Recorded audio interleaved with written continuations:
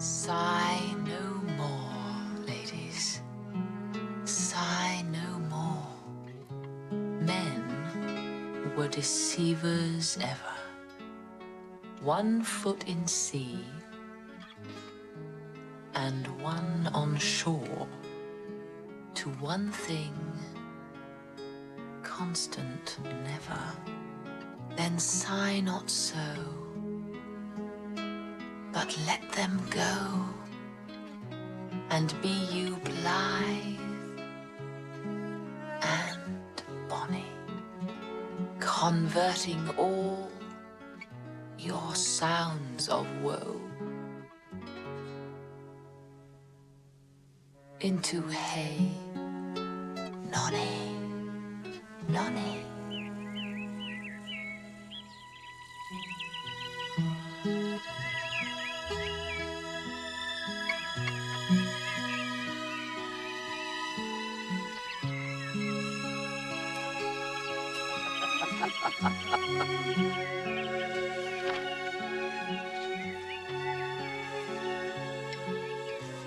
Sing no more ditties.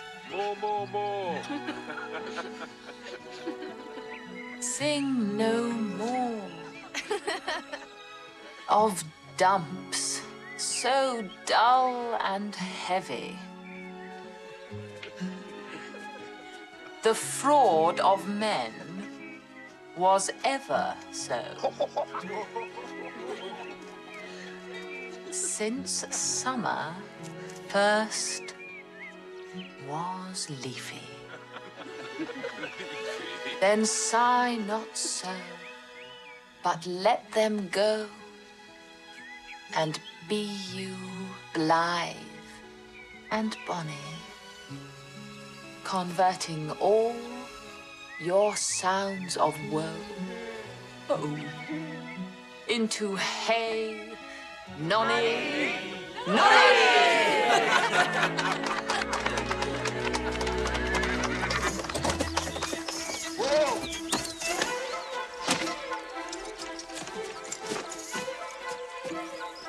My lord.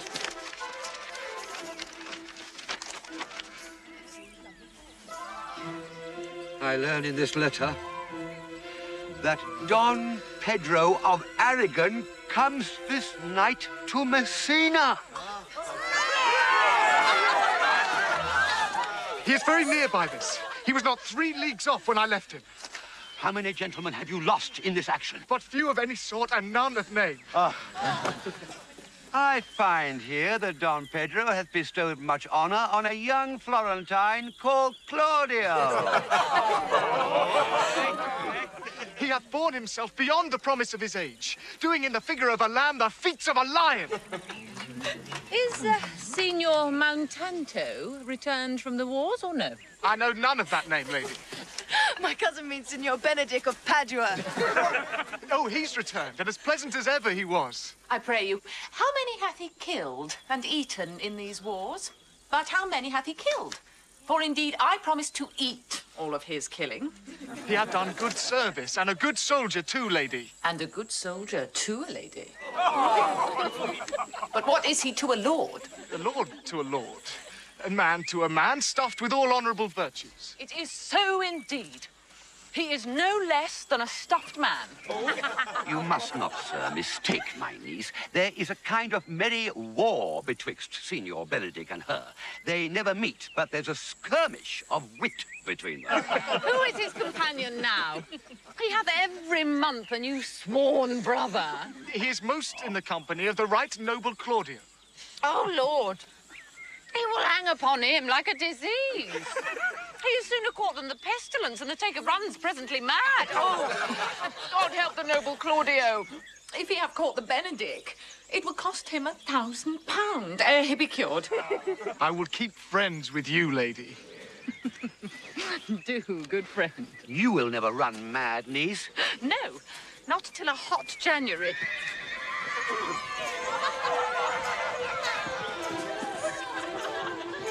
Don Pedro is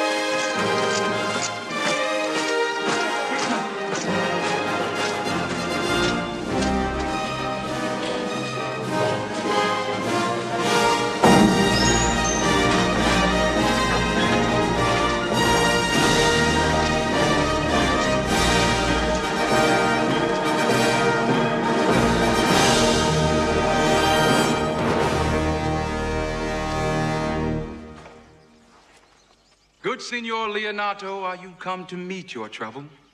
The fashion of the world is to avoid cost, and you encounter it. Never came trouble to my house in the likeness of your grace.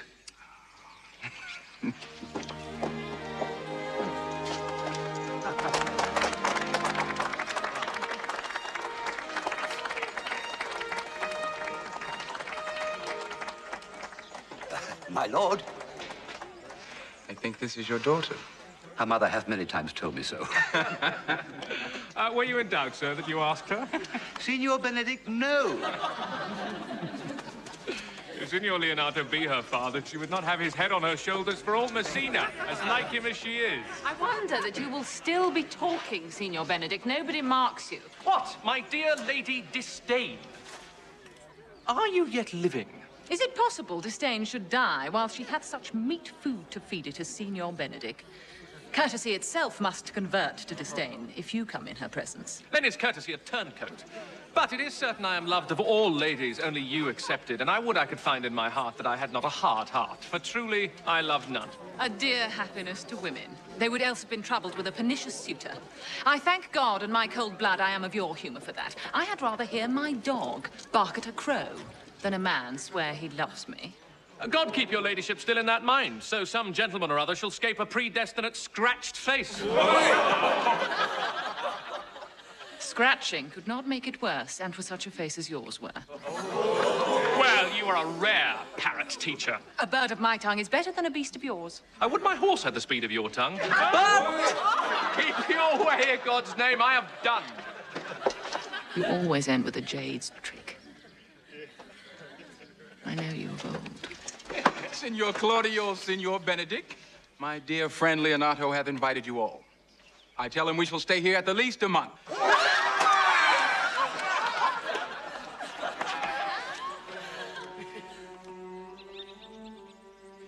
Let me bid you welcome, my lord.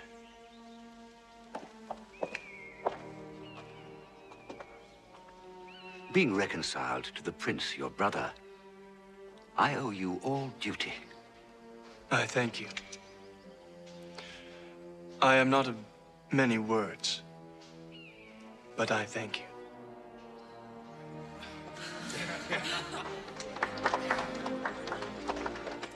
Please it your grace, lead on. Your hand, Leonato, we will go together.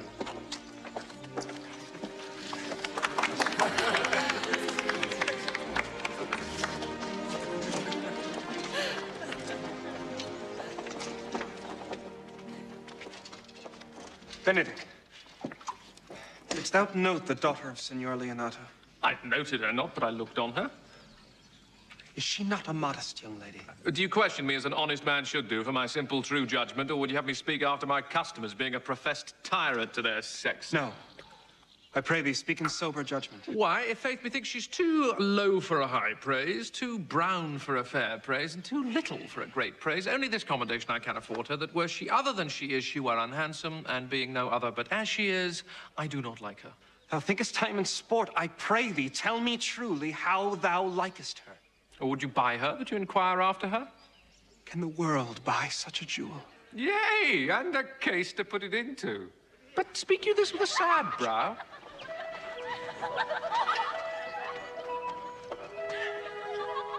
In mine eyes, she's the sweetest lady that ever I looked on. I can see yet without spectacles, and I see no such matter. There's her cousin, and she were not possessed with a fury. Exceeds her as much in beauty as the 1st of May doth the last of December. But I hope you have no intent to turn husband. Have you? I would scarce trust myself, though I had sworn the contrary. If Hero would be my wife. Is't come to this? Shall I never see a bachelor of 80 again? Gentlemen, what secret hath held you here that you followed not to Leonato's? He is in love. With who? That is your grace's part. With Hero, Leonato's short daughter. Amen if you love her, for the lady is very well worthy. You speak this to fetch me in, my lord. By my troth, I speak my thought. And in faith, my lord, I spoke mine. And by my 2 faiths and troths, my lord, I spoke mine.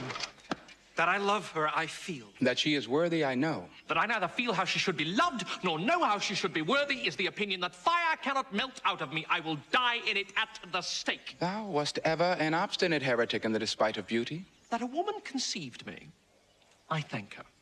That she brought me up, I likewise give her most humble thanks. But that I will hang my bugle in an invisible baldric, all women shall pardon me. I will live a bachelor. I shall see thee ere I die, look pale with love. With anger, with sickness, or with hunger, my lord, not with love. Well, as time shall try. In time, the savage bull doth bear the yoke. The savage bull may, but if ever the sensible Benedict bear it, pluck off the bull's horns and set them in my forehead. And let me be vilely painted, and in such great letters as they write, here is good horse to hire. Let them signify under my sign, here you may see Benedict the married man. Benedict, repair to Leonato's. Tell him I will not fail him at supper, for indeed he hath made great preparation. Examine your conscience, and so I leave you. Hath Leonato any son, my lord? No child but Hero. She's his only heir. Dost thou affect her, Claudio? Oh. My lord, when you went onward on this ended action, I looked upon her with a soldier's eye that liked, but had a rougher task in hand than to drive liking to the name of love. But now, I am returned, and that war thoughts have left their places vacant. In their rooms come thronging soft and delicate desires, all prompting me how fair young Hero is, saying, I liked her ere I went to wars. Thou wilt be like a lover presently and tire the hero with a book of words. If thou dost love fair Hero, cherish it. And I will break with her and with her father, and thou shalt have her. I know we shall have reveling tonight. I will assume thy part in some disguise and tell fair Hero I am Claudio. And in her bosom I'll unclasp my heart and take her hearing prisoner with the force and strong encounter of my amorous tale.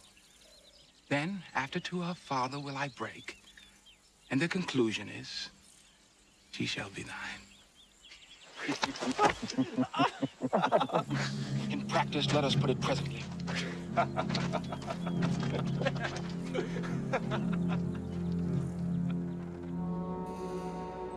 What the good year, my lord?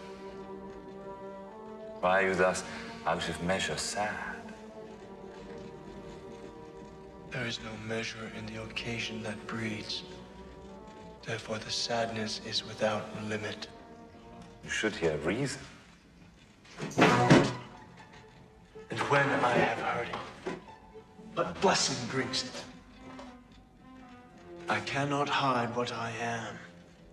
I must be sad when I have cause and smile at no man's jests. Eat when I have stomach, wait for no man's leisure. Sleep when I am drowsy and tend on no man's business. Laugh when I am merry and claw no man in his humor. Yea, but you must not make full show of this till you may do so without controlment. You have of late stood out against your brother, and he hath ta'en you newly into his grace. But it is impossible you should take true root, but by the fair weather that you make yourself. I had rather be a canker in a hedge than a rose in his grace. In this, though I cannot be said to be a flattering, honest man, it must not be denied, but I am a plain-dealing villain. If I had my mouth, I would bite. If I had my liberty, I would do my liking. In the meantime, let me be that I am, and seek not to alter me. Baraccio, what news? I can give you intelligence of an intended marriage. Will it serve for any mortal to build mischief on? Marry, it is your brother's right hand. The most exquisite Claudio. Even he. How came you to this? I heard it agreed upon that the prince should woo Hero for himself, and having obtained her, give her to Count Claudio. Come, let us thither. This may prove food to my displeasure.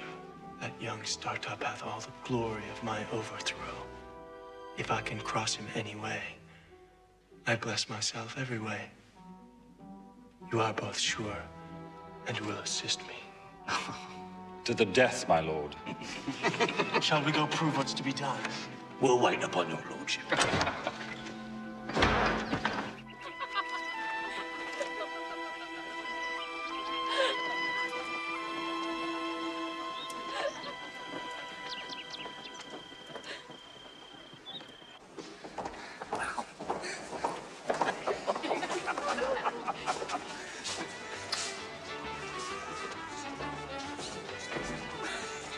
Was not Count John here at supper? I saw him not. How tartly that gentleman looks. I never can see him, but I am heartburned an hour after. He's of a very melancholy disposition.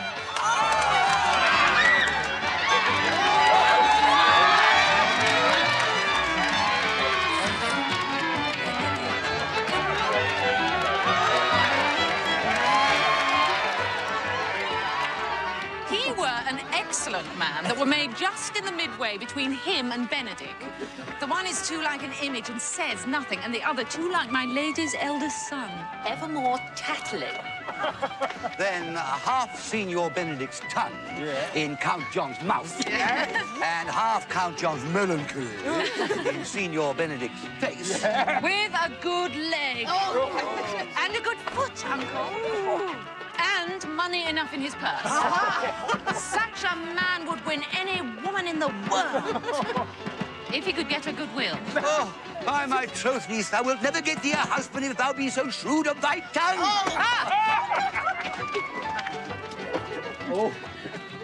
Lord, I could not endure a husband with a beard on his face. I'd rather lie in the woolen. You may light on a husband that hath no beard. And what should I do with him? Dress him in my apparel and make him my waiting gentlewoman? He that hath a beard is more than a youth, and he that hath no beard is less than a man. And he that is more than a youth is not for me, and he that is less than a man, I am not for him. In faith, she's too cursed. Well, then go you into hell? No, but to the gate. And there will the devil meet me like an old cuckold with horns on his head and say, "Get you to heaven, Beatrice. Get you to heaven. Here's no place for you maids. So away to St. Peter for the heavens. He shows me where the bachelors sit. And there live we as merry as the day is long." Well, niece, I hope you will be ruled by your father. Yes, faith, it is my cousin's duty to make a curtsy and say, "Father, as it please you." But yet for all that, cousin, let him be a handsome fellow. Or else make another curtsy and say, "Father, as it please me."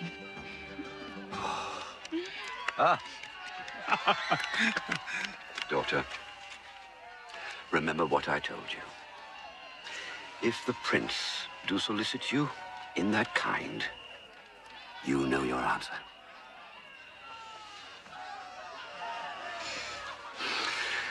Well, niece, I hope to see you one day fitted with a husband. Not till God make men of some other metal than earth. Cousin, you apprehend passing shrewdly. I have a good eye, Uncle. I can see a church by daylight. The revelers are entering!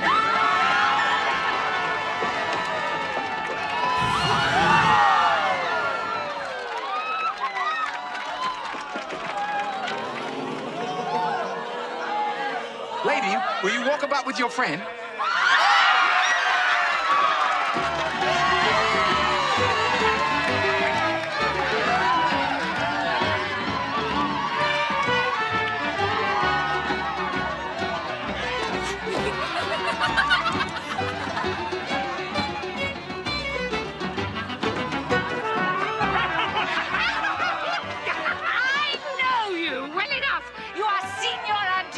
At a word, I am not.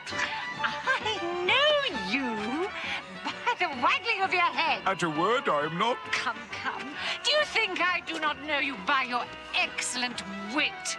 Can virtue hide itself? Mum, you are he. Graces will appear, and there's an end.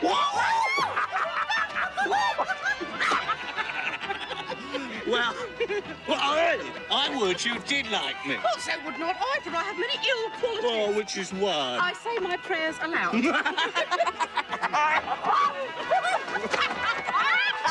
Will Tell me, who told you so? No, you shall pardon me. Nor will you not tell me who you are? Not now. That I was disdainful, and that I had my good wit out of the 100 merry tales. Well, this was Signor Benedict that said so. What's he? I am sure you know him well enough. Not I. Believe me. Did he never make you laugh? I pray you, what is he? Why, he is the prince's jester. A very dull fool. His only gift is in devising impossible slanders. None but libertines delight in him, for he both pleases men and angers them, and then they laugh at him and beat him. I am sure he is in the fleet. I would he had boarded me. When I know the gentleman, I'll tell him what he say. Do. Do. We must follow the leaders. In every good thingy.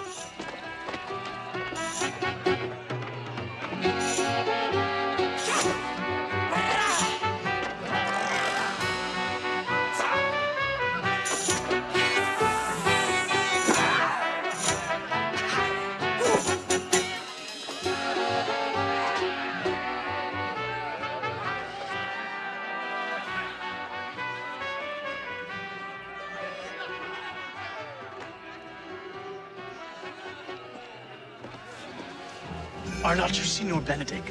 You know me well. I am he. Signor, you are very near my brother in his love. He is enamored on Hero. I pray you, dissuade him from her. She is no equal for his birth. How know you he loves her? I heard him swear his affection. So did I too. And he swore he would marry her tonight. Come, let us to the banquet.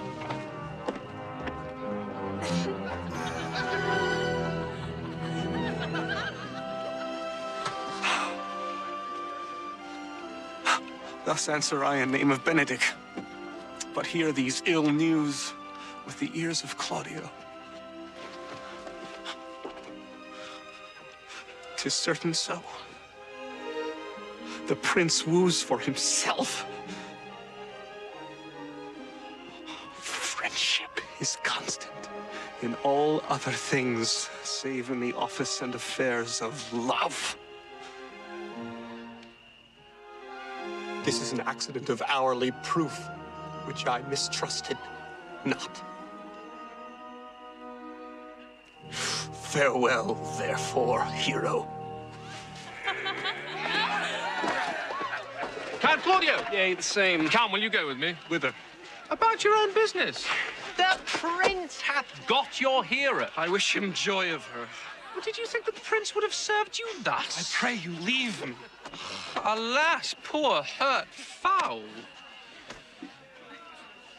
But that my Lady Beatrice should know me and not know me. The prince's fool? Ha!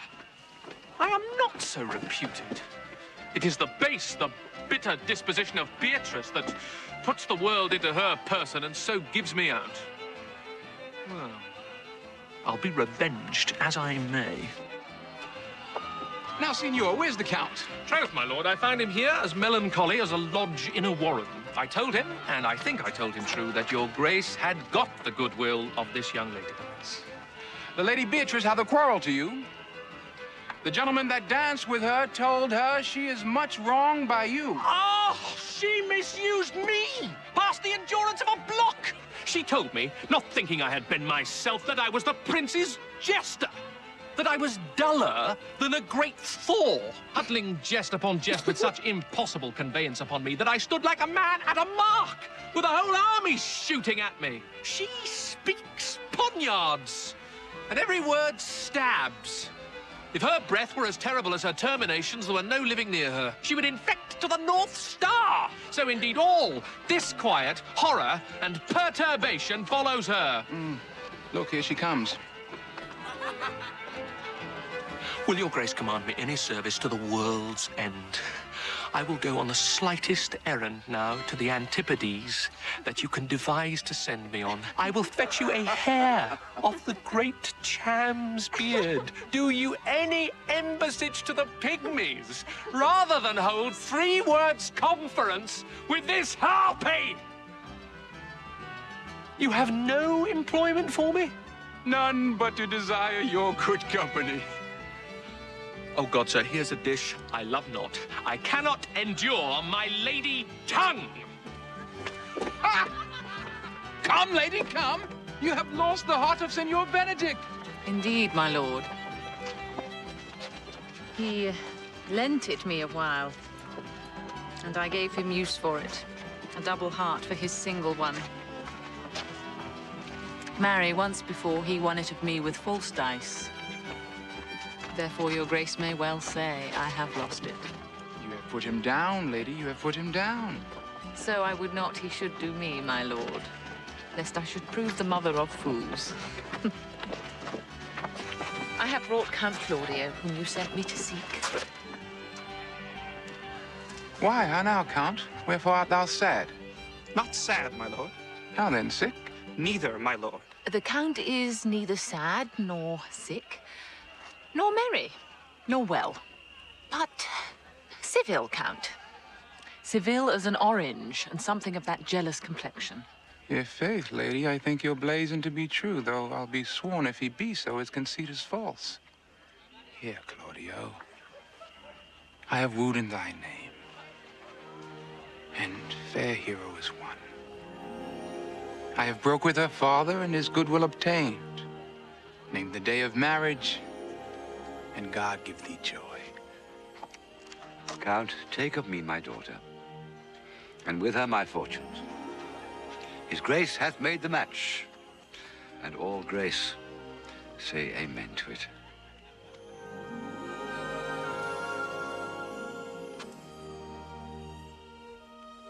Speak, Count.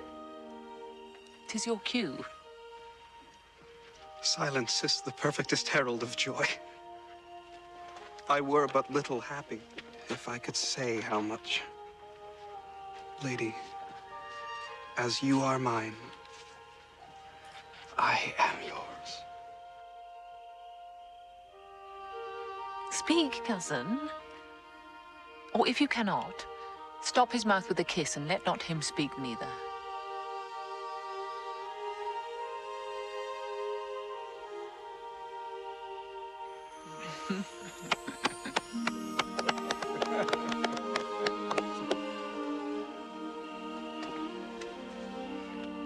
In faith, lady, you have a merry heart. Yea, my lord, I thank it. Poor fool. It keeps on the windy side of care. My cousin tells him in his ear that he is in her heart. And so she doth, cousin.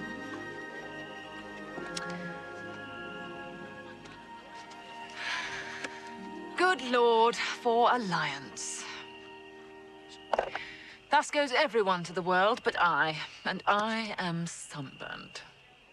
I may sit in a corner and cry hey-ho for a husband.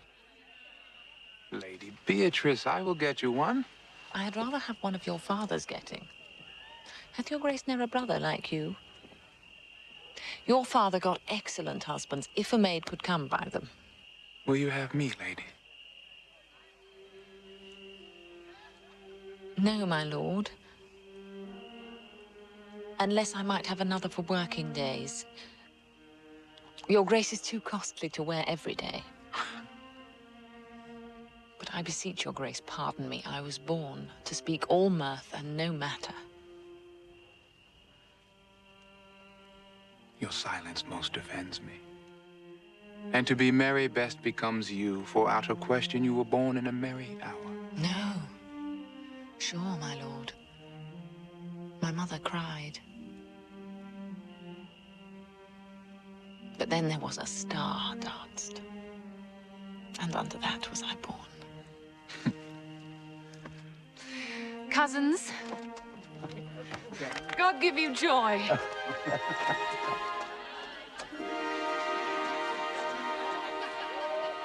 By my troth, a pleasant-spirited lady. There's little of the melancholy element in her, my lord. She's never sad but when she sleeps. And not ever then, for I've heard my daughter say she hath often dreamt of unhappiness and waked herself with laughing. She cannot endure to hear tell of a husband. Oh, by no means. She were an excellent wife for Benedict. If they were but a week married, they would talk themselves mad.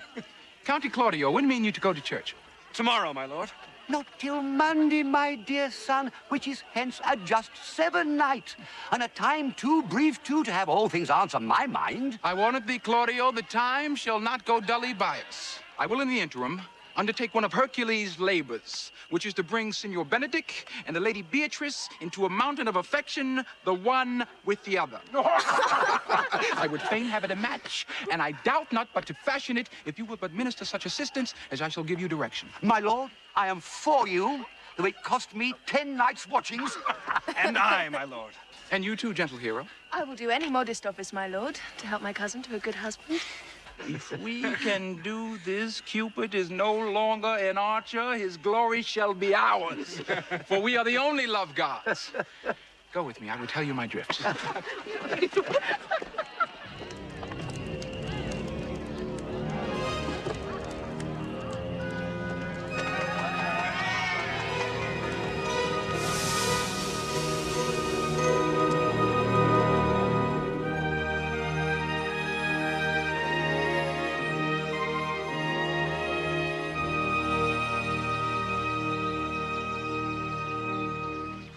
I do much wonder that one man, seeing how much another man is a fool when he dedicates his behaviours to love, will, after he hath laughed at such shallow follies in others, become the argument of his own scorn by falling in love.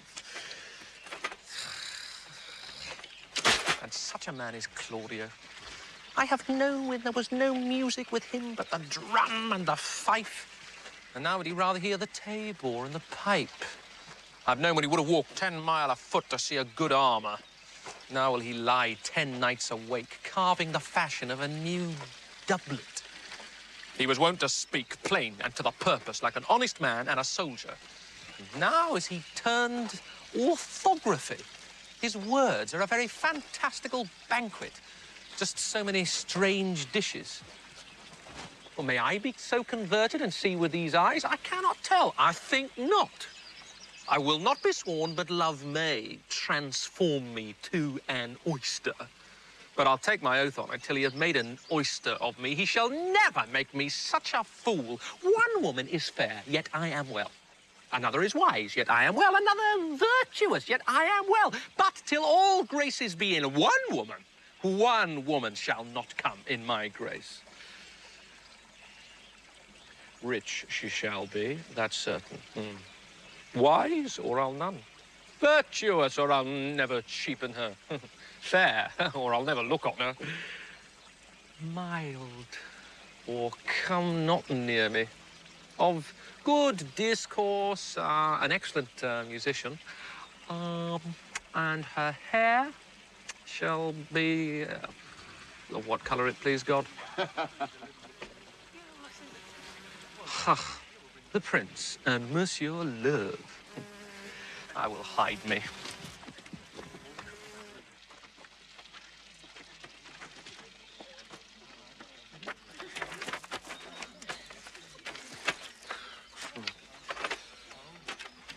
See you where Benedict hath hid himself. Very well, my lord.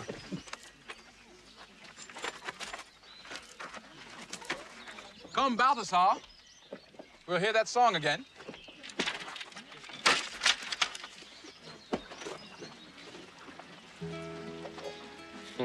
Now divine air. Now is his soul ravished. Is it not strange that sheep's guts should hale souls out of men's bodies?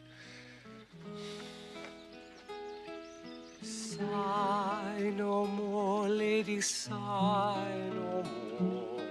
None more deceivers ever, one foot in sea, and one on shore, to one thing constant never, then sigh not so, but let them go, and be you blithe and bonny, converting all your sounds of woe into hey nonny nonny. Sing no more, ditty, sing no more of dawn so dull and heavy. The fraud of man was ever so, since summer first was leafy, then sigh not so, but let them go, and be you blithe and bonny, converting all your sounds of woe into hey nonny nonny.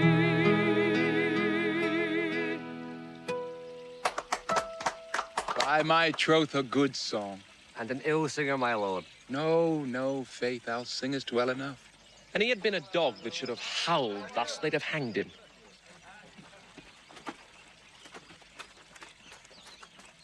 Come hither, Leonato. What was it you told me of today? That your niece, Beatrice, was in love with Signor Benedict? I did never think that lady would have loved any man. No, nor I neither. But most wonderful that she should so dote on Signor Benedict, whom she hath in all outward behaviors seemed ever to abhor. Is't possible? Maybe she doth but counterfeit. Faith, like enough. Oh, God! Counterfeit! There was never counterfeit of passion came so near the life of passion as she discovers it. Why? What effects of passion shows she? Bait the hook well, this fish will bite. What effects, my lord?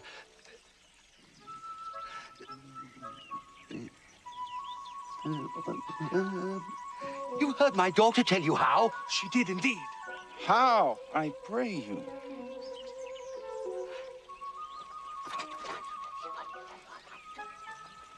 You amaze me! I should think there's a trick, but that the grey-bearded fellow speaks it. Has she made her affection known to Benedict? No, and swears she never will. That's her torment. She'll be up 20 times a night, and there will she sit in her smock till she have writ a sheet of paper. Then down upon her knees she falls, weeps, sobs, beats her heart, tears her hair, curses, oh, sweet Benedict! God give me patience! She does indeed. My daughter says so. My daughter is sometime afeard that she will do a desperate outrage to herself. It is very true. It were good that Benedict knew of it. What end? He would make but a sport of it and torment the poor lady worse. I'm sorry for her. I pray you, tell Benedict of it, and hear what he will say. Were it good, think you? Hero thinks surely she will die. For she says she will die if he love her not, and she will die ere she make her love known, and she will die if he woo her. If she should make tender of her love, 'tis very possible he'll scorn it. For the man, as you know all, hath a contemptible spirit. Oh!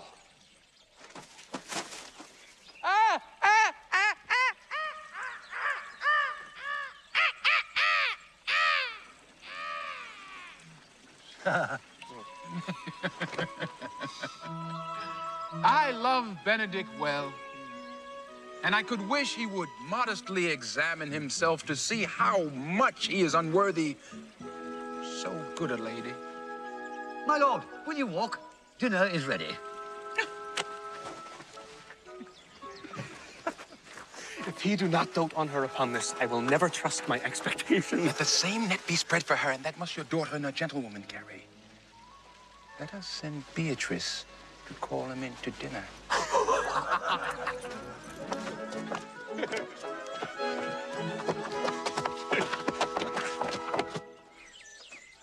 can be no trick. The conference was sadly born. They have the truth of this from Hero. Love me! Why? It must be requited. I hear how I am censured. They say I will bear myself proudly if I perceive the love come from her. They say, too, that she will rather die than give any sign of affection. I did never think to marry. I must not seem proud. Happy are they that hear their detractions and can put them to mending. They say the lady is fair, 'tis a truth, I can bear them witness, and virtuous, 'tis so, I cannot reprove it, and wise. But for loving me, by my troth, it is no addition to her wit, nor no great argument of her folly, for I will be horribly in love with her. I may chance have some odd quirks and remnants of wit broken on me because I have railed so long against marriage. But does not the appetite alter? A man loves the meat in his youth that he cannot endure in his age. Shall these quips and sentences and paper bullets of the brain awe a man from the career of his humour? No! The world must be peopled.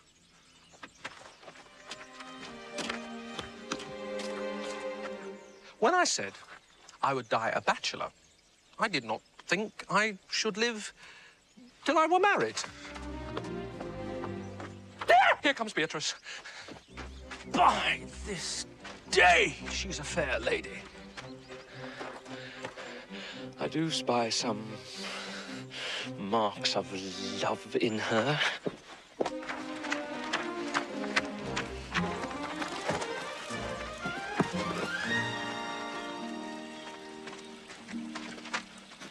Against my will, I am sent to bid you come in to dinner.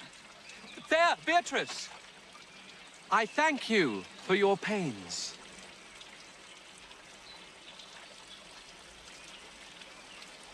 I took no more pains for those thanks than you take pains to thank me. If it had been painful, I would not have come. You take pleasure, then, in the message? Yea, just so much as you may take upon a knife's point. You have no stomach, Signor? Fare you well.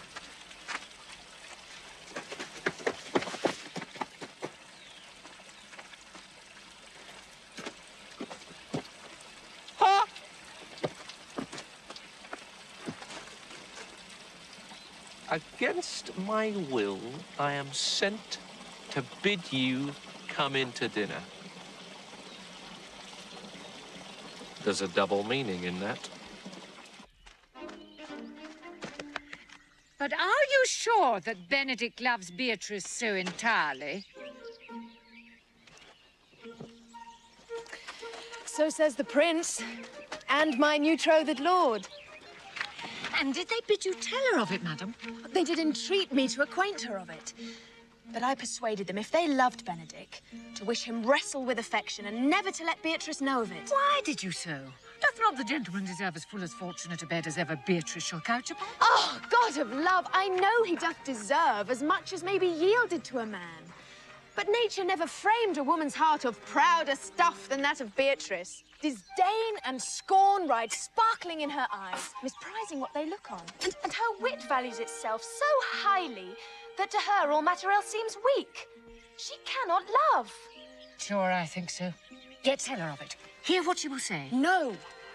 Rather, I will go to Benedick and counsel him to fight against his passion. Do not do your cousin such a wrong. She cannot be so much without true judgment, having so swift and excellent a wit as she is prized to have, as to refuse so rare a gentleman as Signor Benedick. He's the only man of Italy.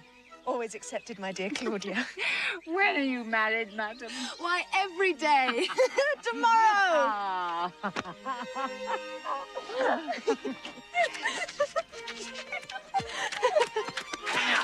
She's limed, I warrant you. We have caught her, madam. If it proves so, then loving goes by haps. Some Cupid kills with arrows, some with traps.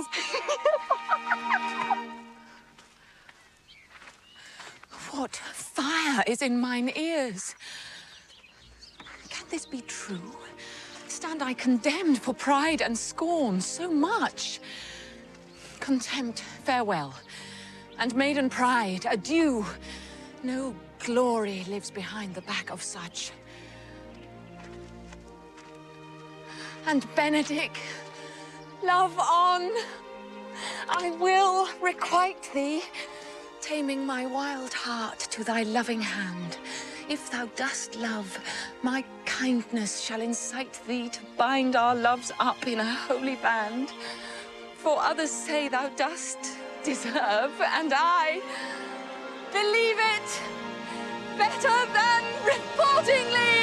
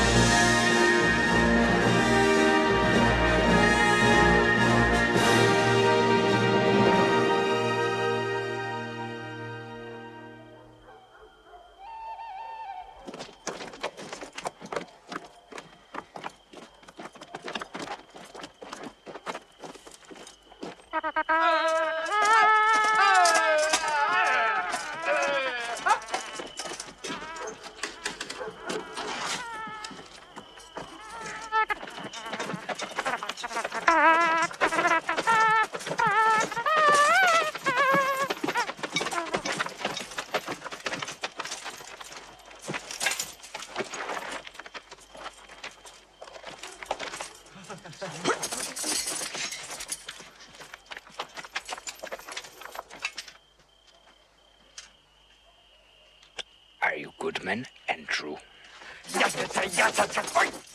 Yay! Being chosen for the Prince's watch. This is your charge. You are to bid any man stand in the Prince's name. How if he will not stand? Well, then take no note of him, but let him go. If he will not stand when he is bidden, he is none of the Prince's subjects. True. And they are to meddle with none but the Prince's subjects. Say him!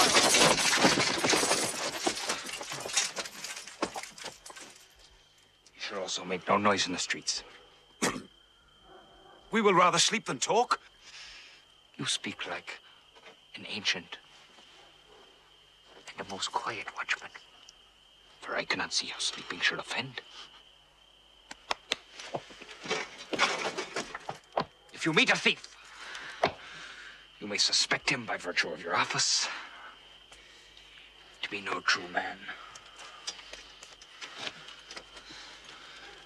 And for such kind of men, the less you meddle or make with them, why, the more is for your honesty. You have been always called a merciful man, partner. Truly, I would not hang a dog by my will. Much more a man who hath any honesty in him. 'Tis very true.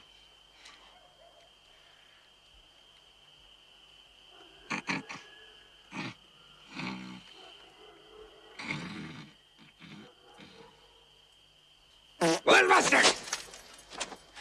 Good night.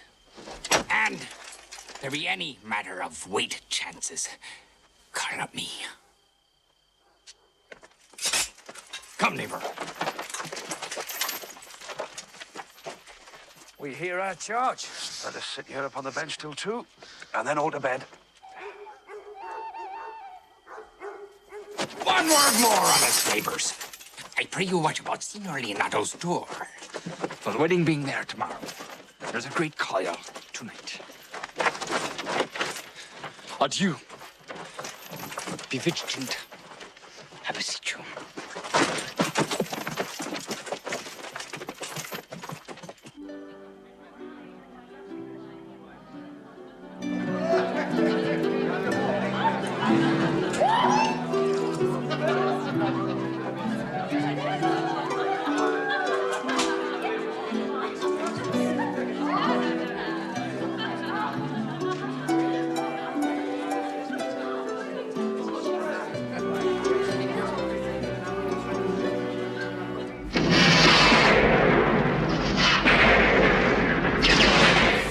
So, Count Claudio shall marry the daughter of Leonato. Yea, my lord. But I can cross it.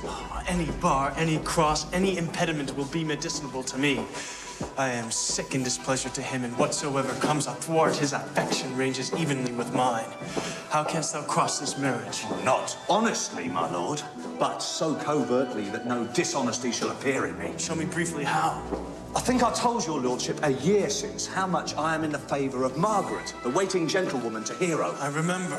I can, at any unseasonable instant of the night, appoint her to look out at her lady's chamber window.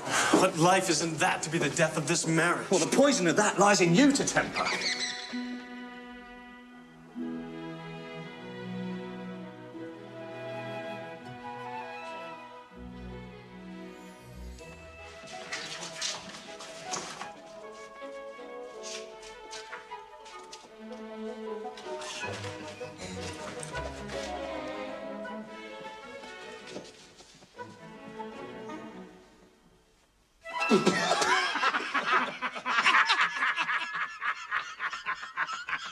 Gallants, I am not as I have been. So say I. Methinks you are sadder. I hope he be in love. Lord Senior, walk aside with me. I have studied 8 or 9 wise words to speak to you, which these hobby horses must not hear.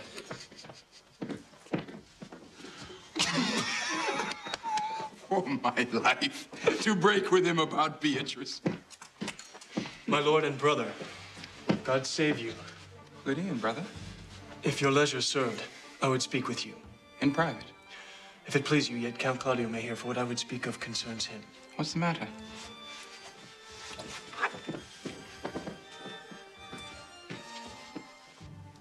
You may think I love you not. Let that appear hereafter and aim better at me. By that I now will manifest. Means your lordship to be married tomorrow. You know he does. I know not that, when he knows what I know.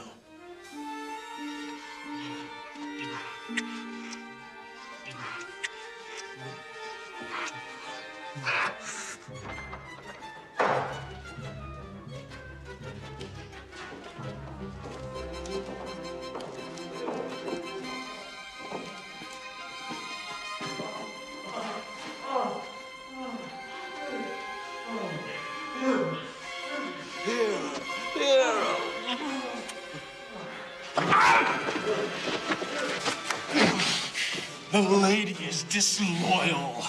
If you love her now, tomorrow wed her, but it would better fit your honor to change your mind.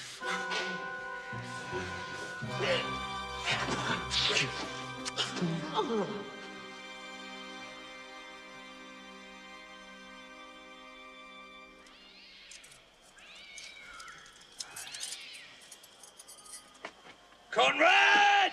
Oh, go ahead. Oh, Conrad! Conrad, I say! Here, man, I'm at thy elbow. Mass, and my elbow itched. I thought there would a scab follow. I will owe thee an answer for that. Now, forward with thy tale. Sit close, then. Some treason, masters. I know him. I have, tonight, wooed Margaret, the Lady Hero's gentlewoman, by the name of Hero. I shall first tell thee how the Prince, Claudio, and my master, planted by my master, Don John, saw this amiable encounter. And thought they Margaret was Hero? Aye, and away went Claudio, enraged. We charge you in the Prince's name! Stand! Call up the right master constable! We have here recovered the most dangerous piece of lechery that was ever known in the Commonwealth. Master! Master! Never speak!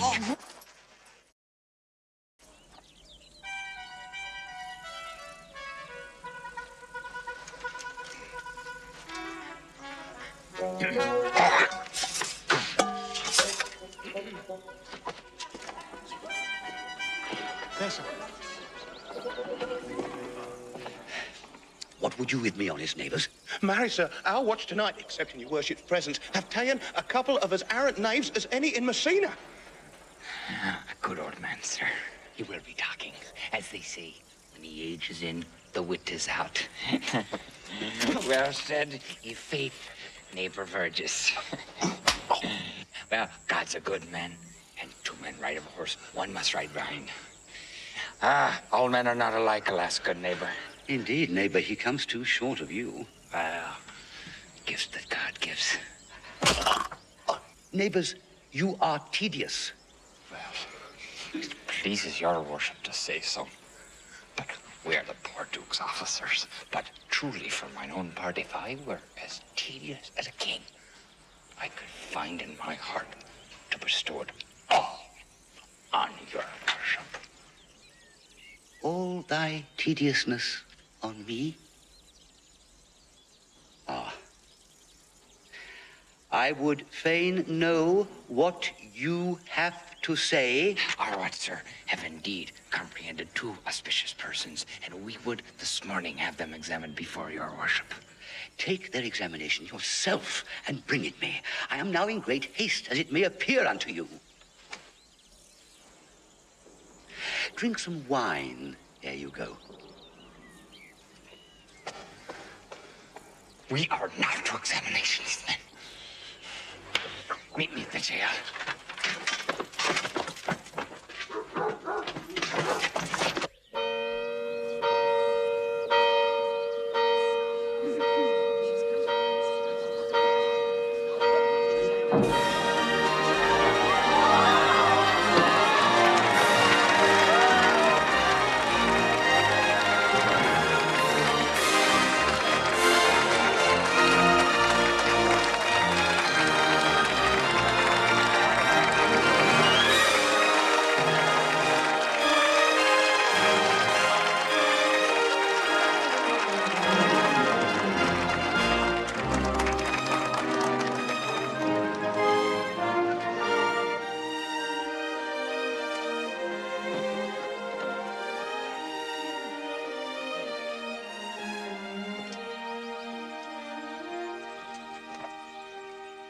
You come hither, my lord, to marry this lady.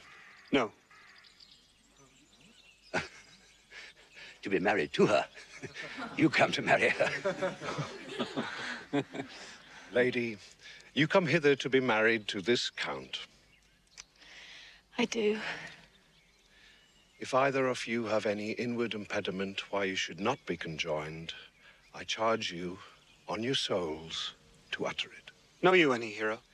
None, my lord. Know you any, count? I dare make his answer. None. Stand thee by, friar.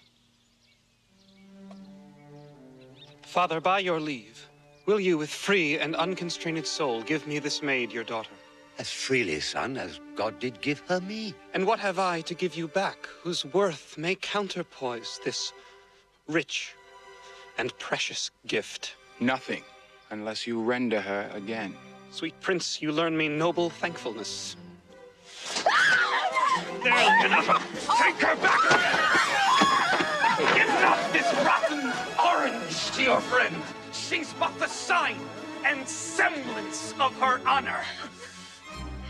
Behold how like a maid she blushes here. Would you not swear, or you can see her, that she were a maid by these exterior shows, but she is none. She knows the heat of a luxurious bed. What do you mean, my lord? Not to be married. Not to knit my soul to an approved wanton. No! Dear my lord, if you in your own proof have vanquished the resistance of her youth and made defeat of her virginity... No, Leonardo! I never tempted her with word too large. But as a brother to his sister, showed bashful sincerity and comely love. And seemed I ever otherwise to you? You seem to me as Diane in her orb. But you are more intemperate in your blood than Venus. Or those pampered animals that rage in savage sensuality. Is my lord well that he doth speak so wide? Sweet prince, why speak not you? What should I speak? I stand dishonored that I've gone about to link my dear friend to a common stead. No! What man was he talked with you yesternight, out at your window betwixt 12 and 1? I talked with no man at that hour, my lord! Why, then you are no maiden. Leonato, I'm sorry you must hear. Upon mine honor, myself, my brother, and this grieved count did see her, hear her, at that hour last night, talk with a ruffian at her chamber window, who hath indeed, most like a liberal villain, confessed the vile encounters they have had 1,000 times in secret. Come, let us go. These things come thus to light, smother her spirits up. Cousin, wherefore think you down?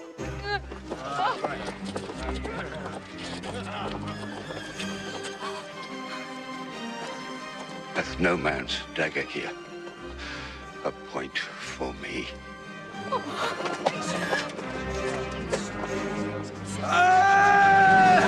Do not live, hero! Do not open thine eyes!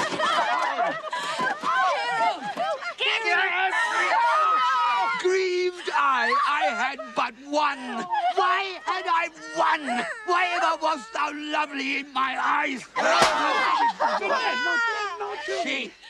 She is fallen into a pit of ink. Sir, be patient.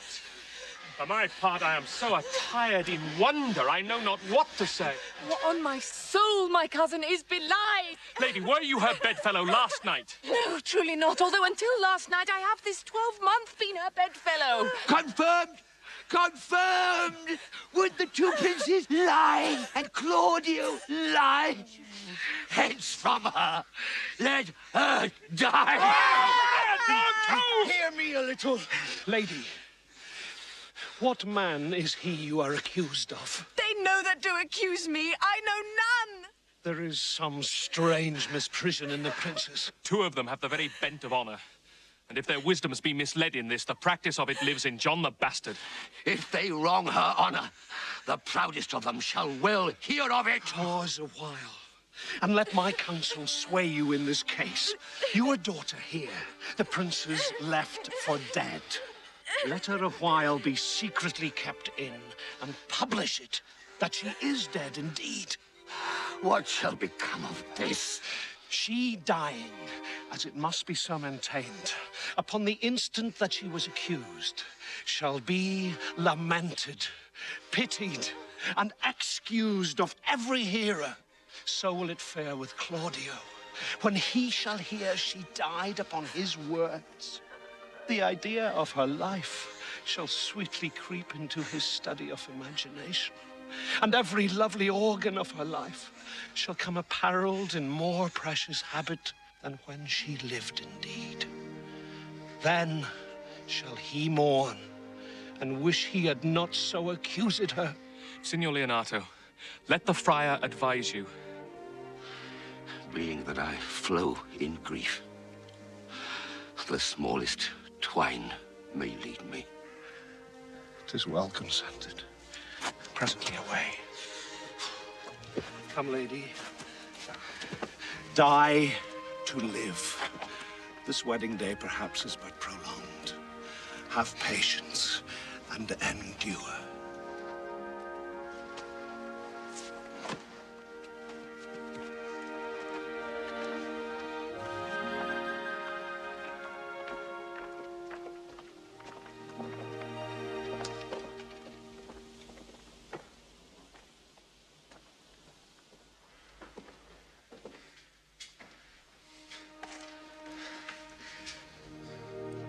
Lady Beatrice, have you wept all this while? Yea, and I will weep a while longer. I will not desire that. You have no reason. I do it freely. Surely I do believe your fair cousin is wronged. How much might the man deserve of me that would right her? Is there any way to show such friendship? A very even way, but no such friend. May a man do it? It is a man's office, but not yours. I do love nothing in the world so well as you. is not that strange. As strange as the thing I know not. It were as possible for me to say I love nothing so well as you. But believe me not. And yet I lie not. I confess nothing, nor I deny nothing. I am sorry for my cousin. Oh, my sword, Beatrice, thou lovest me. Do not swear and eat it. I will swear by it that you love me, and I will make him eat it that says I love not you. Why then, God forgive me. What offense, sweet Beatrice. You have stayed me in a happy hour. I was about to protest I loved you. And do it with all thy heart. I love you with so much of my heart that none is left to protest.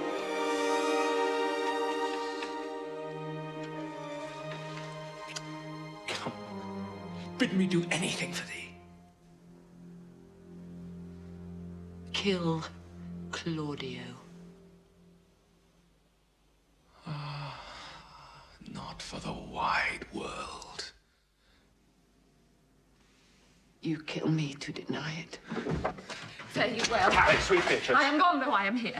There is no love in you. Nay, I pray you, let me go. Beatrice. In faith, I will go. We'll be friends first. Dare easier be friends with me than fight with mine enemies. Is Claudio thine enemy? Is it not approved in the height of villain that hath slandered, scorned, dishonored my kinswoman? Oh, that I were a man! What? I'll bear her in hand until they come to take hands, and then with public accusation, uncovered slander, unmitigated rancor! Oh, God, that I were a man! I would eat his heart in the marketplace! Hear me, Beatrice. Talk with a man out at a window. A proper saying. Nay, but Beatrice! Sweet hero! She is wronged. She is slandered. She is undone. Beatrice! He is now as valiant as Hercules that only tells a lie and swears it. I cannot be a man with wishing. Therefore, I will die a woman with grieving. By this hand I love thee. Use it for my love some other way than swearing by it. Think you in your soul the Count Claudio hath wronged Hero? Yea, as sure as I have a thought or a soul. Enough. I am engaged. I will challenge him. Go. Comfort your cousin. I must say she is dead. And so, farewell.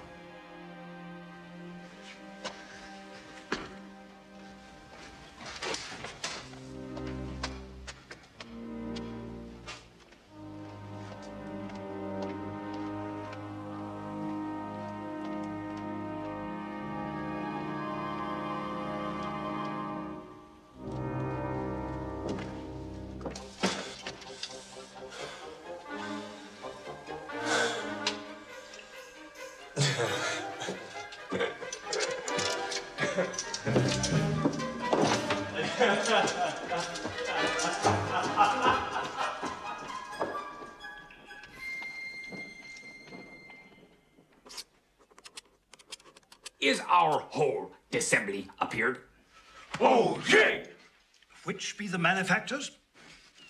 Marry, that am I, and my partner. But which are the offenders that are to be examined?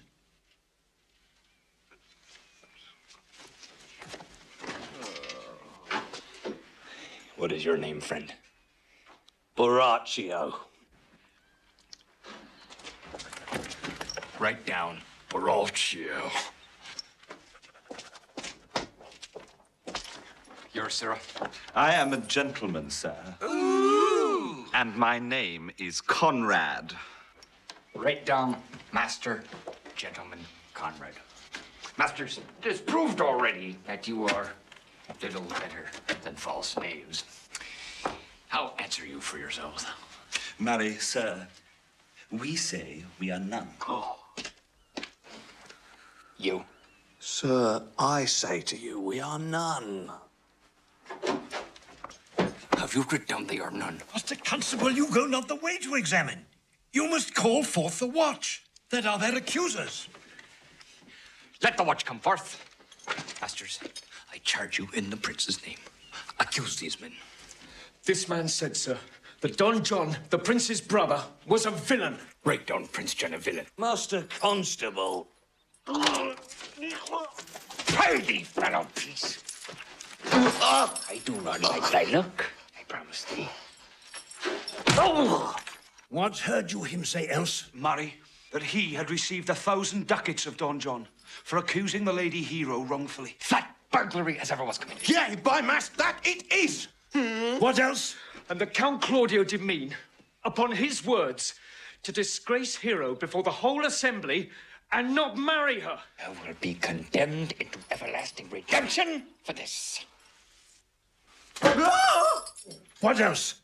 This is all. Prince John is, this morning, secretly stolen away. Hero was in this manner accused, in this very manner refused, and upon the grief of this, suddenly died. Master Constable, let these men be bound and brought to Leonato's. Come, let them be opinioned. Let them be! In the hands! Oh, coxcomb!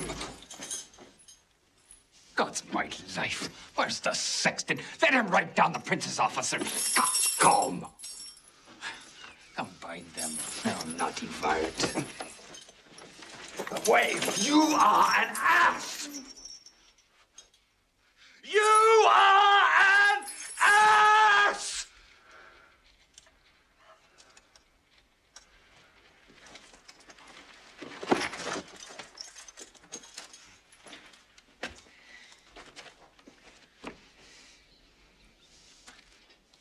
Dost thou not suspect my place? Dost thou not suspect my years? Oh, that you write me down an ass. But, masters, remember, I am an ass. Though I do not read me down, forget not that I am an ass.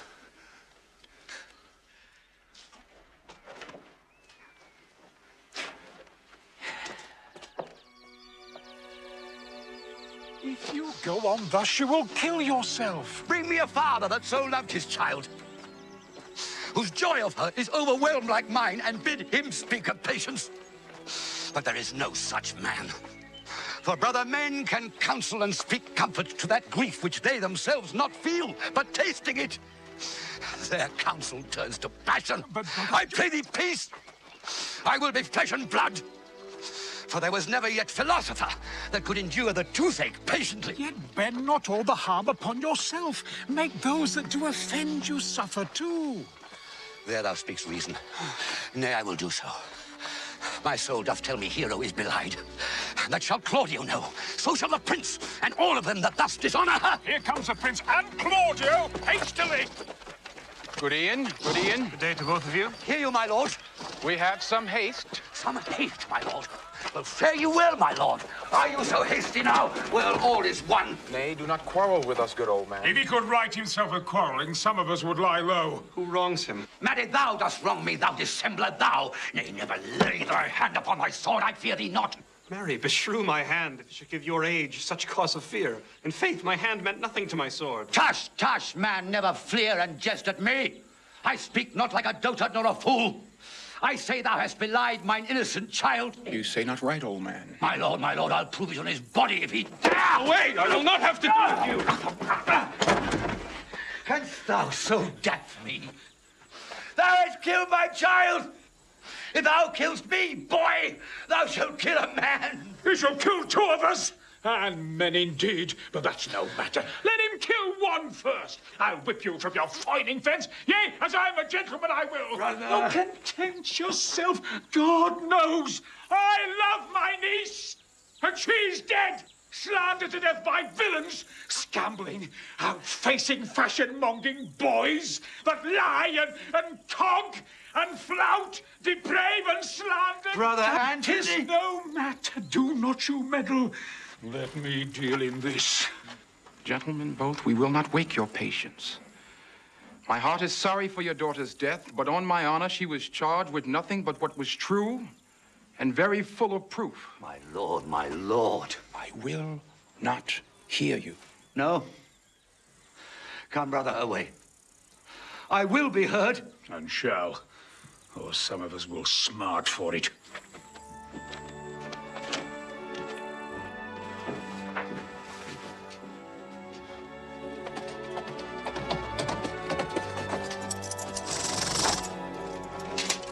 See, here comes the man we went to seek. Now, senor, what news? Good day, my lord. Welcome, senor. You were almost come to part, almost afraid. We had like to have had our 2 noses snapped off with 2 old men without teeth. Shall I speak a word in your ear? You are a villain. I jest not.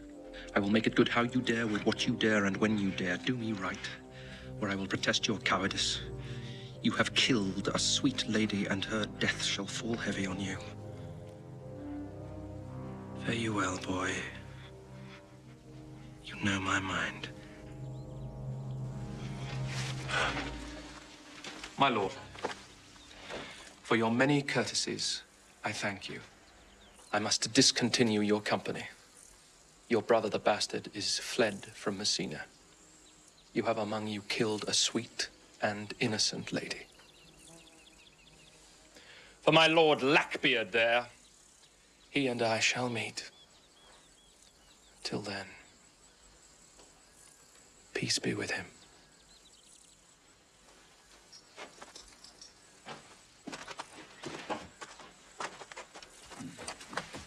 He is in earnest. In most profound earnest. And hath challenged thee. Most sincerely.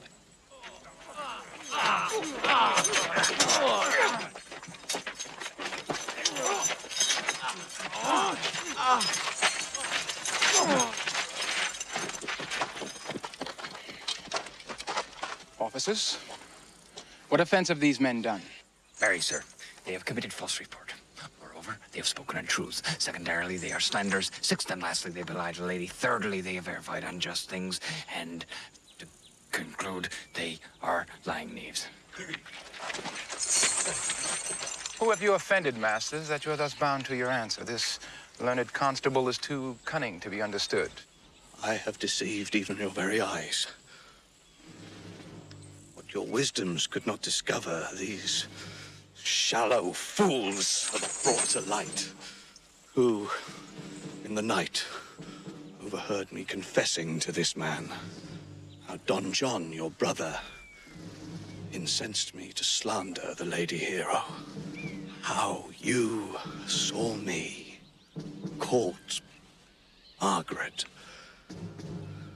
How you disgraced Hero when you should marry her.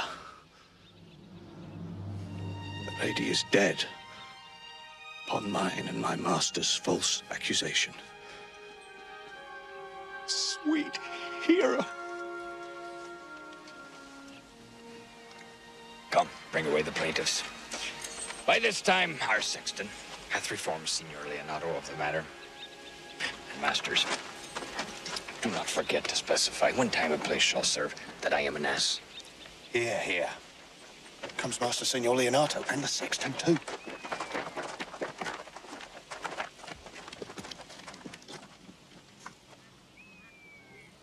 Which is the villain? Let me see his eyes.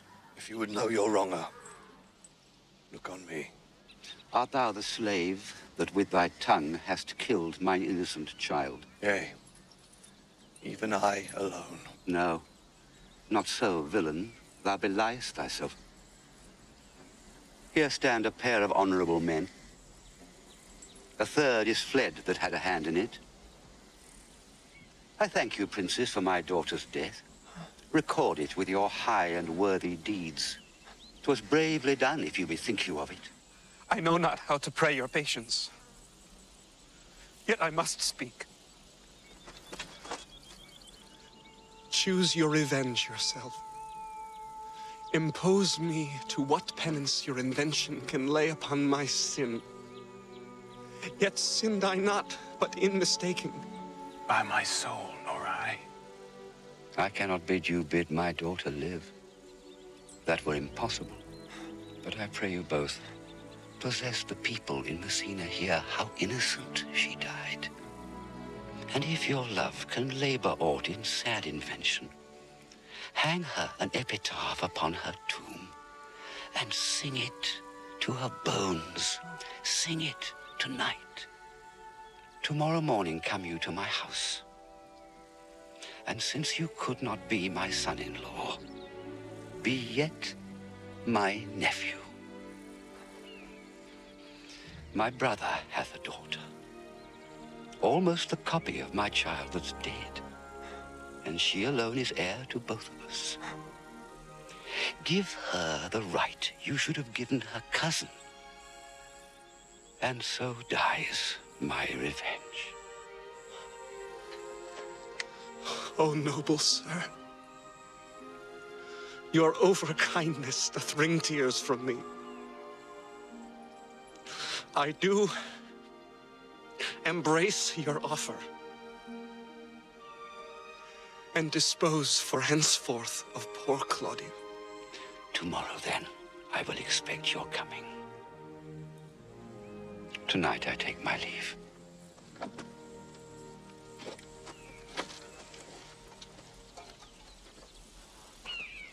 This naughty man shall face to face be brought to Margaret, who I believe was packed in all this wrong. Nay, by my soul, she was not. Nor knew not what she did when she spoke to me, but always have been just and virtuous in anything that I do know by her. Moreover, sir, which indeed is not under white and black, this plaintiff here, the offender, did call me ass. I beseech you, let it be remembered in his punishment. I thank thee for thy care and honest pains. Your worship speaks like a most thankful and reverend youth, and I praise God for you. There's for thy pains. God save the foundation. Go. I discharge thee of thy prisoner, and I thank thee. I leave with your worship an errant knave, which I beseech your worship to correct yourself for the example of others. God restore you to health. I humbly give you leave to depart. And if a merry meeting may be wished, God prohibit it.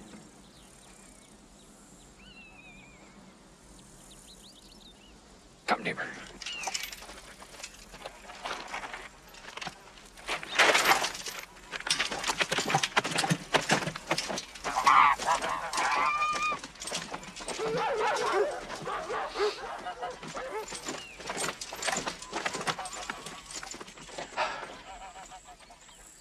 Until tomorrow morning, lords, farewell. Farewell, my lords. We look for you tomorrow. We will not fail. Tonight, I'll mourn with Hero.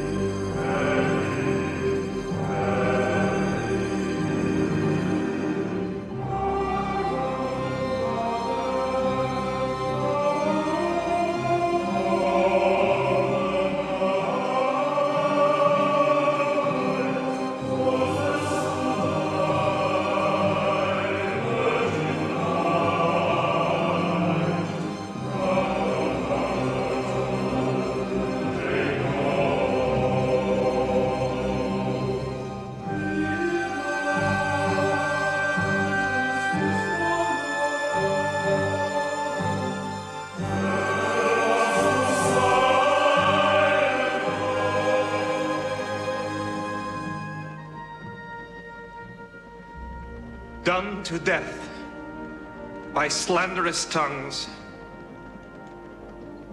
was the hero that here lies.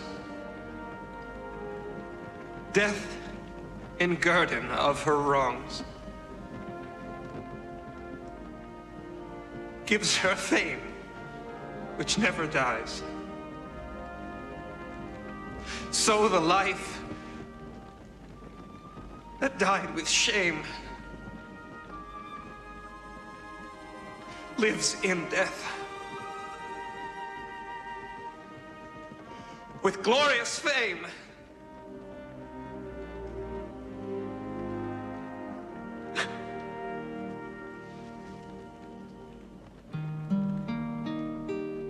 Pardon, goddess of the night, those that slew thy virgin night, for the which with songs of woe round about her tomb they go. Midnight, assist our moan, help us to sigh and groan, heavily, heavily, heavily.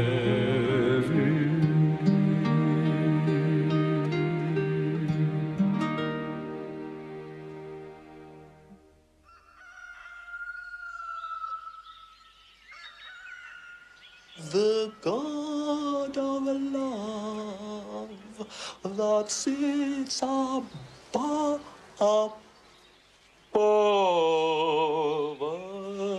knows me and knows me how pitiful I deserve.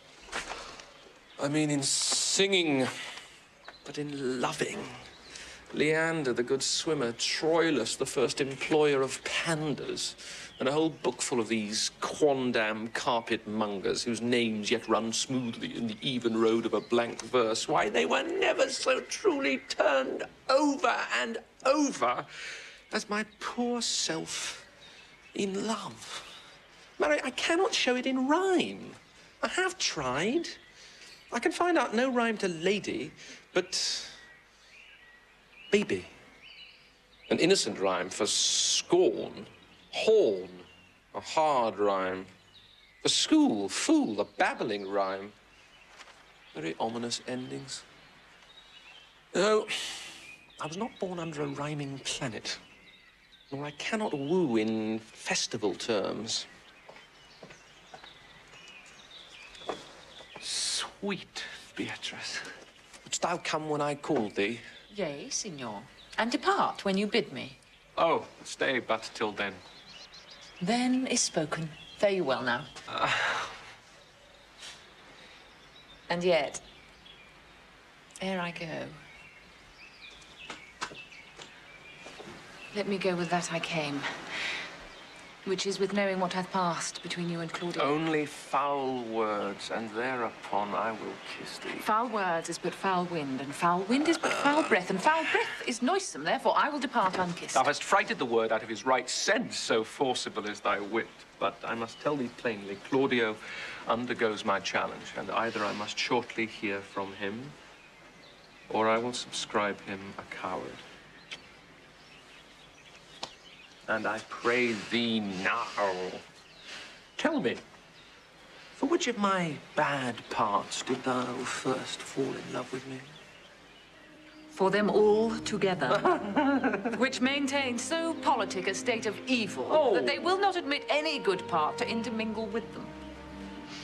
But for which of my good parts did you first suffer love for me? Suffer love, a good epithet. I do suffer love indeed, for I love thee against my will. In spite of your heart, I think, alas. Poor heart. If you spite it for my sake, I will spite it for yours, for I will never love that which my friend hates. Thou and I are too wise to woo peaceably. And now tell me, how doth your cousin? Very ill. And how do you? very ill too. Serve God. Love me. And mend. Madam! Here comes one in haste. Whence comes your uncle? Yonder's old coil at home. It is proved my lady hero hath been falsely accused.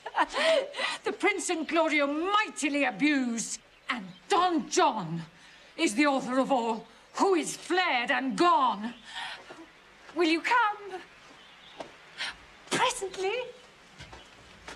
Will you go hear this news, Signor? I will live in thy heart, die in thy lap, and be buried in thy eyes, and moreover, I will go with thee to thy uncle's. Did I not tell you she was innocent? So are the Prince and Claudio, who accused her upon the error that you heard debated. But Margaret was in some fault for this. Well, I am glad that all things sort so well. Now, daughter, and you gentlewomen all withdraw, and when I send for you, come hither masked. The Prince and Claudio promised by this hour to visit me. You know your office, brother. You must be father to your brother's daughter and give her to young Claudio. Which I will do with confirmed countenance.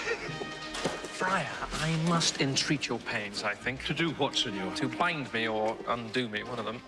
Signor Leonato, truth it is, good Signor, your niece regards me with an eye of favor. The sight whereof I think you had from me, from Claudio, and the Prince. But what's your will? Your answer, sir, is enigmatical, but for my will is your goodwill may stand with ours this day to be conjoined in the state of honorable marriage, in which, good friar, I shall desire your help. My heart is with your lackey. And my help.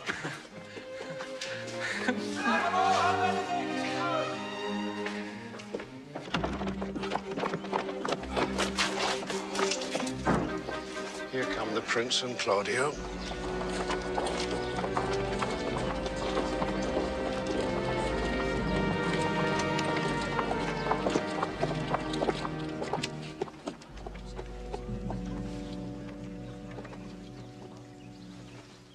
Good morrow to this fair assembly. Good morrow, Prince. Good morrow, Claudio. We here attend you. Are you yet determined today to marry with my brother's daughter? Call her forth, brother. Here's the friar ready.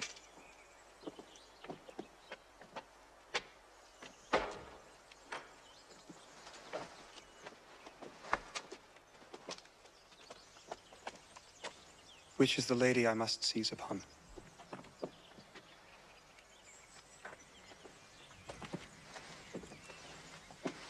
This same is she, and I do give you her.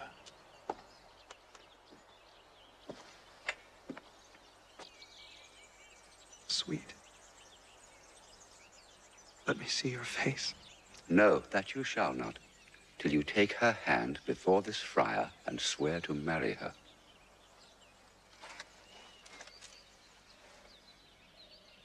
Give me your hand before this holy friar. I am your husband, if you like of me.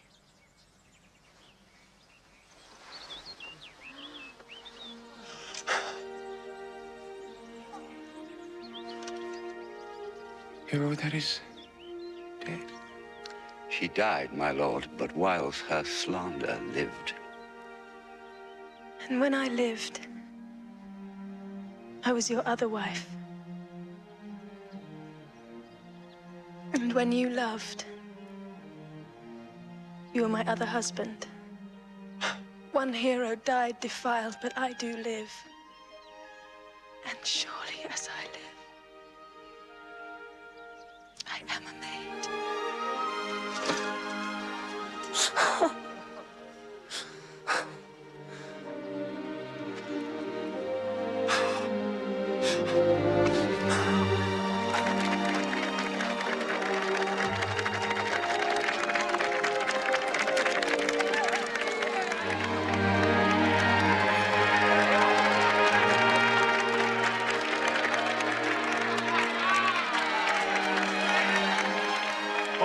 what amazement can I qualify? When after that the holy rites are ended, I'll tell you largely of fair hero's death.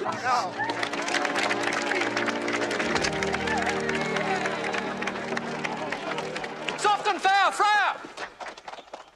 Which is Beatrice?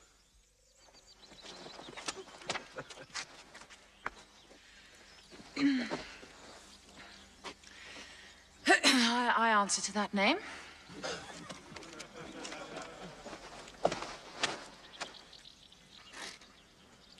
What is your will? Do not you love me? Why, no. No more than reason. Why, then your uncle and the Prince and Claudio have been deceived. They swore you did. Do not you love me? Why, no, no more than reason. Why, then my cousin, Margaret, and Ursula are much deceived, for they did swear you did. They swore you were almost sick for me. They swore you were well nigh dead for me. 'Tis no such matter. Then you do not love me. No, truly, but in friendly recompense. Come, cousin, I'm sure you love the gentleman. I'll be sworn upon it that he loves her, for here's the paper written in his hand, a halting sonnet of his own pure brain fashioned to Beatrice. And here's another. Written in my cousin's hand, stolen from her pocket, containing her affection unto Benedict.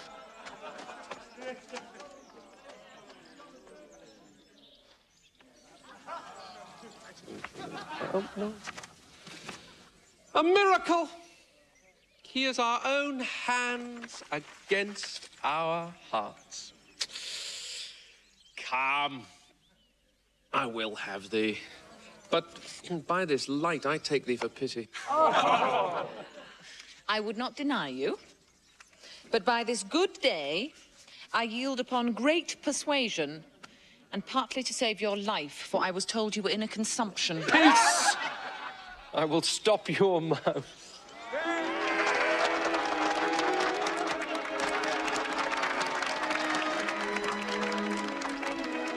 How dost thou, Benedict, the married man?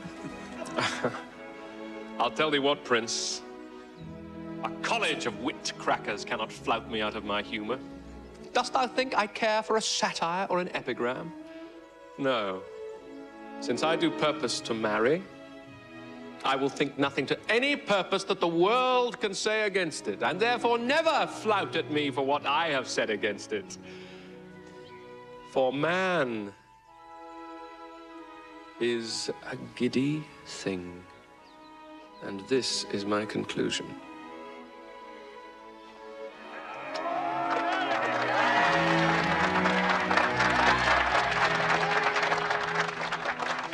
For thy part, Claudio, I did think to have beaten thee.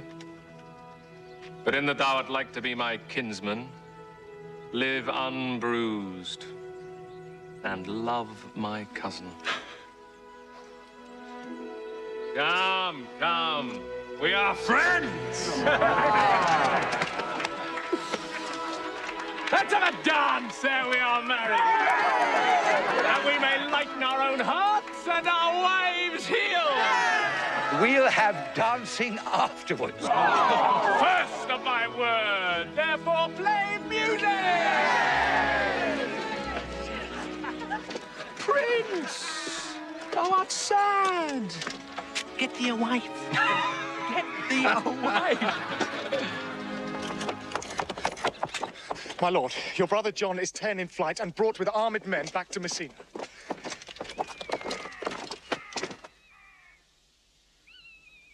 Think not on him till tomorrow. I'll devise thee brave punishments for him.